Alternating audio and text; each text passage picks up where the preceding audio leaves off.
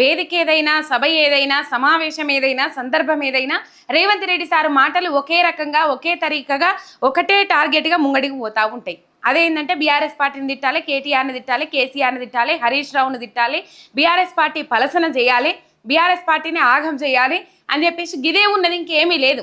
BRS party అప్పుల కుప్ప చేసింది తెలంగాణ రాష్ట్రాన్ని, అప్పులు మొత్తం చేసుకొని దోసుకొని పోయిండ్రు తెలంగాణ రాష్ట్రంలో.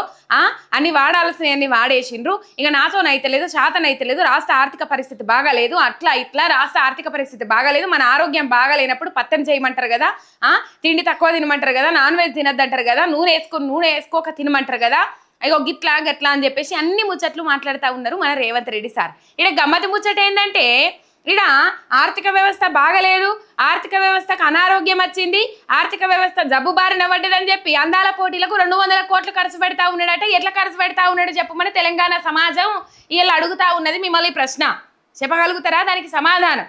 ఇలా అందాల పోటీలకు 200 కోట్లు వస్తాయి కానీ ఆర్థిక వ్యవస్థ బాగలేదని చెప్పేసి చెప్పదందుకు మాత్రం ఎట్లా మనసొప్పింది సారు, ఎట్లా మాట్లాడబుద్ధి అవుతుంది మీకు అని చెప్పేసి ఈ ముచ్చట్లన్నీ మాట్లాడుకుంటూ వస్తా ఉన్నారు.